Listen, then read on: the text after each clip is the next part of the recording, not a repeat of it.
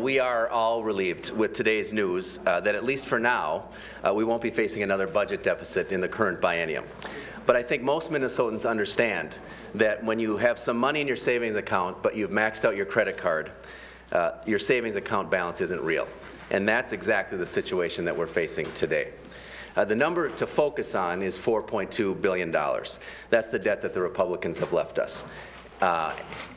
That doesn't include inflation, and it doesn't include the hundreds of millions of dollars in property taxes that the Republican legislature pushed off onto Minnesotans in their last budget.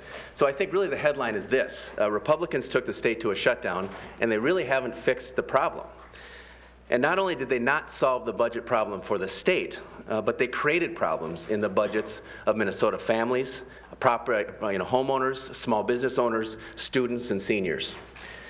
And I'm a little surprised the Republicans are patting themselves on the back for the budget that they passed last July. Even with today's good news, that budget means that Republicans raised property taxes on families and small businesses by eliminating the homestead credit. Republicans borrowed billions of dollars from our schools with no plan for repayment, forcing them to take funds out of the classroom to borrow for their current needs.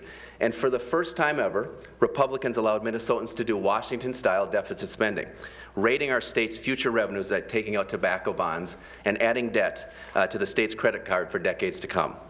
They cannot deny their responsibility for that. The Republicans proposed it, they voted for it, and they passed it. The only way that we're going to grow our economy, which is really what this has to all be about, for the long term, is to build a strong middle class. And that's what the Democrats fought for in 2011, that's what we're going to fight for in 2012, and that's what we'll continue fighting for into the future.